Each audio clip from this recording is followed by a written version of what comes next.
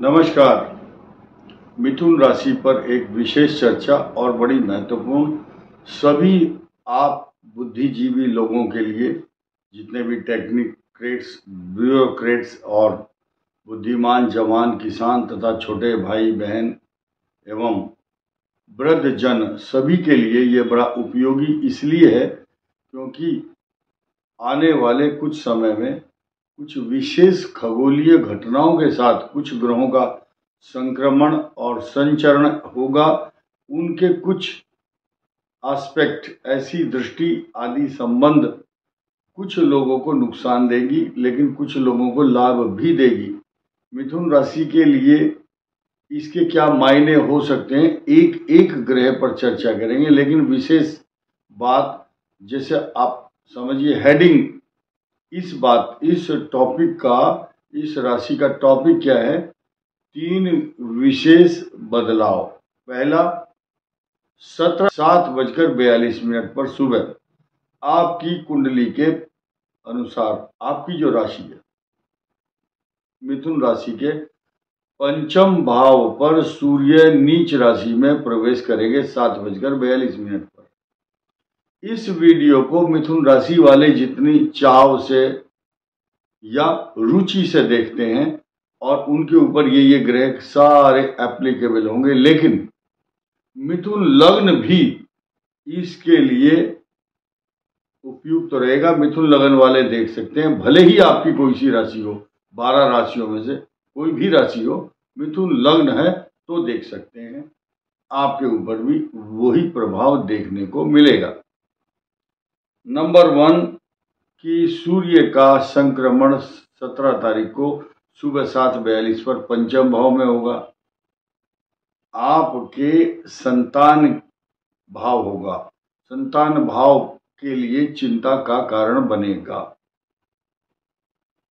3 दिन तक तो ठीक सामान्य चिंता महसूस कर सकते हैं, लेकिन चौथे दिन जब मंगल ग्रह नीच राशि में आपके द्वितीय भाव में होंगे, लेकिन उनकी दृष्टि आपके संतान भाव, एजुकेशन स्थान पर भी होगी।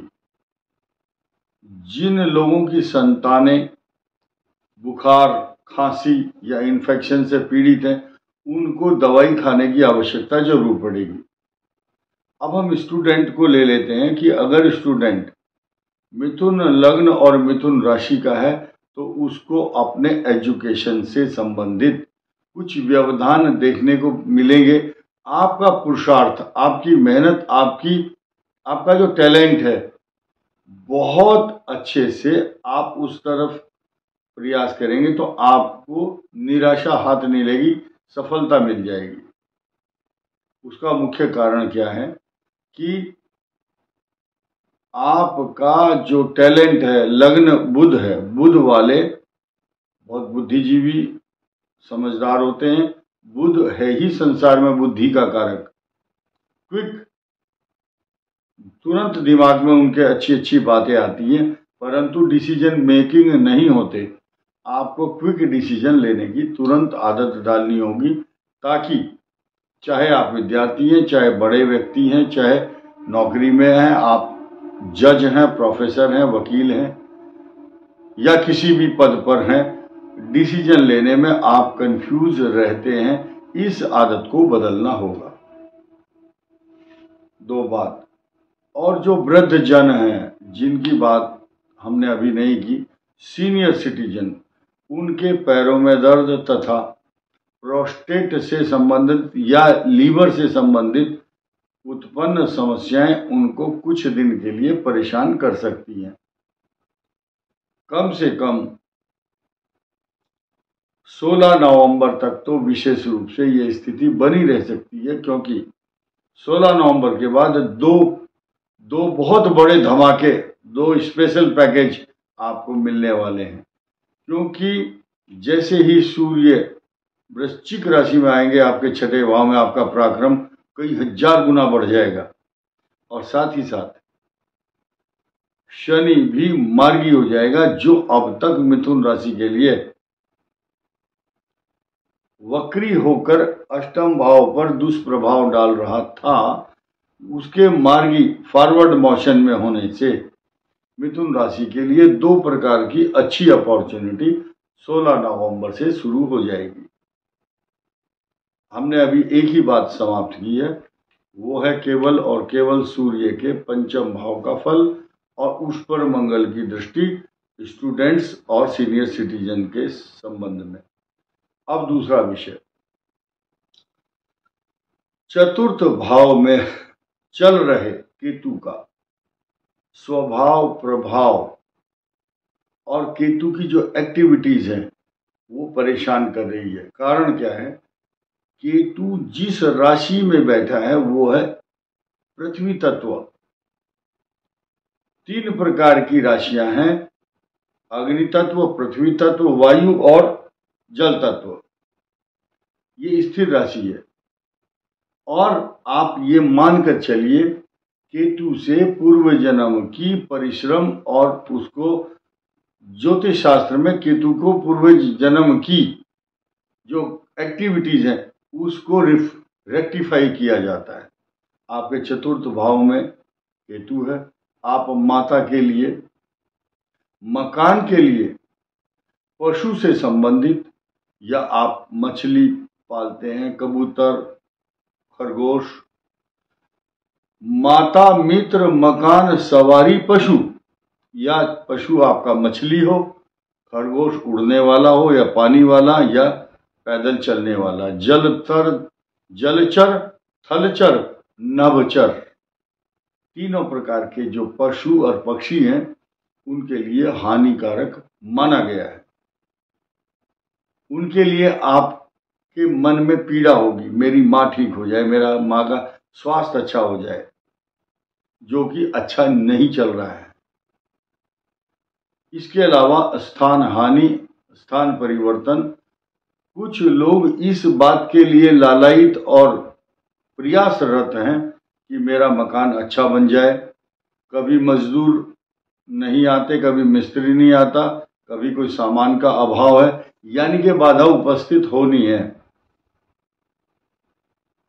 ऐसी स्थिति में आप लोगों को अकेले निर्जन स्थान पर, नो मैन लैंड, जहां पर निर्जन स्थान हो वहां नहीं जाना चाहिए, अन्यथा कीड़े मकोड़े या विषैले जीव जंतुओं का भय बना रहता है।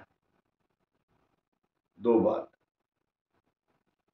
और तीसरी बात इसी से संबंधित, जब केतु चतुर्थ भाव में है तो आपको इतना ज्यादा परेशान और डरने की आवश्यकता नहीं है, यानी कि परेशानी आएगी लेकिन प्रयास करने से आपको उस परेशानी का वो मिल जाएगा, निदान, उसकी रेमेडी मिल जाएगी, क्योंकि बृहस्पति की दृष्टि, पंचम दृष्टि चतुर्थ भाव पर पड़ रही है मिथुन राशि और मिथुन लग्न के लिए।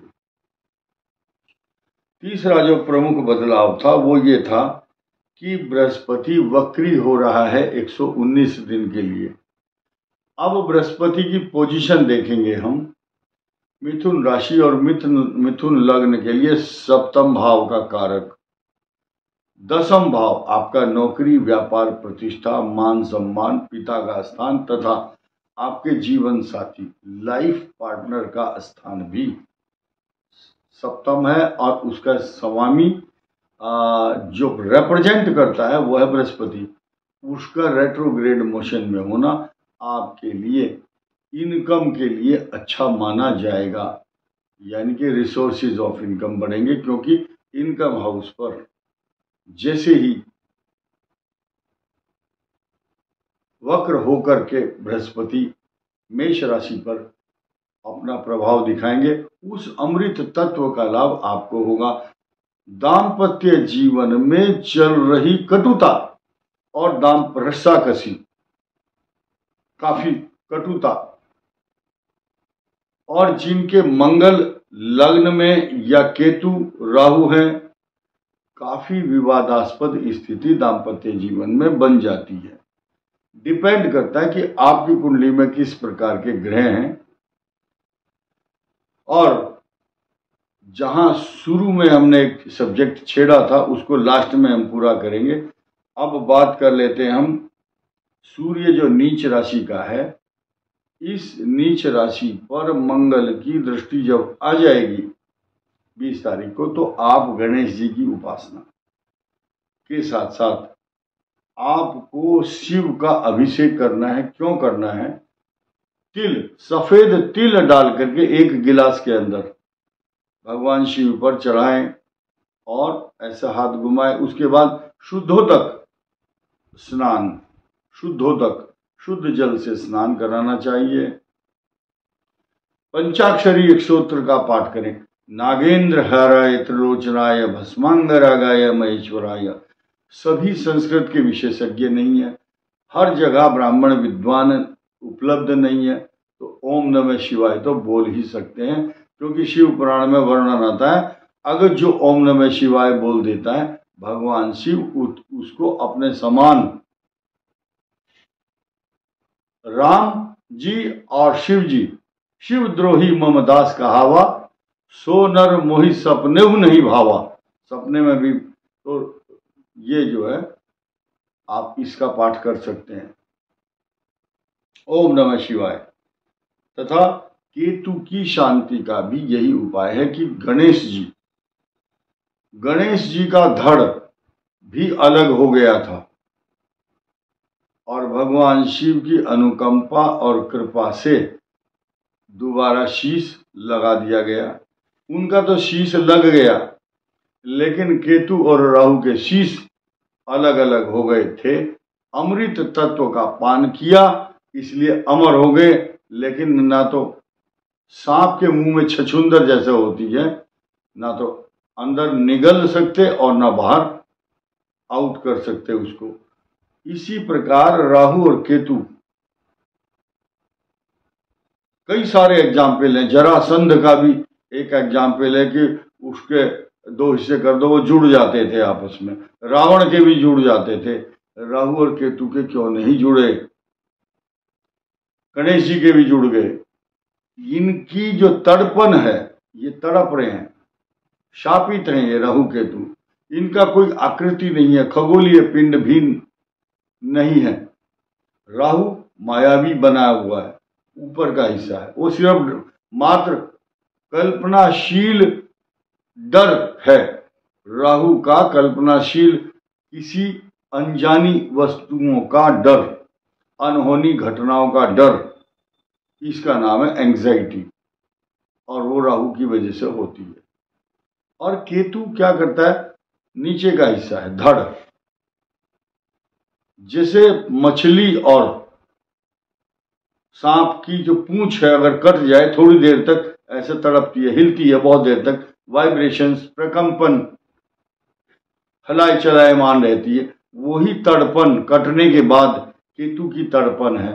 वही पूर्व जन्म के संस्कार और पूर्व जन्म में आपने क्या किया उसका प्रतिफल अगले जन्म में आपको देता है। डिपेंड करता है किस हाउस में आपका केतु बैठा है। अब उस केतु की शांति के लिए क्या बताया गया है कि केतु अगर कष्ट दे रहा है या महादशा में, तो आप तिल और दूध के साथ भगवान शिव का अभिषेक करें। और कुत्तों को, मल्टी कलर कुत्ता, जैसे कि सफेद, ब्राउन, ब्लैक, 3-4 कलर हों, या कुष्ठ आश्रम में जाकर के या अनाथ आश्रम में जाकर उनको, कुष्ठ रोगियों को भोजन दे सकते हैं, अनाथ आश्रम में दे सकते हैं, या कुत्तों को रोटी दें। बाजरे का जो कलर है आप देखेंगे केतु के लिए लहसुनिया सजेस्ट करते हैं लोग। लहसुनिया का कलर और बाजरे का एक ही है। छत पर डालिए, पक्षियों को खिलाइए, कबूतर खाएगा, कबूतर का कलर भी वही है। कुछ सफेद भी होते हैं कबूतर, लेकिन केतु के लिए ये शांति का सफल और सरल उपाय है। इस वीडियो में इतना ही। धन्यवाद, नमस्कार।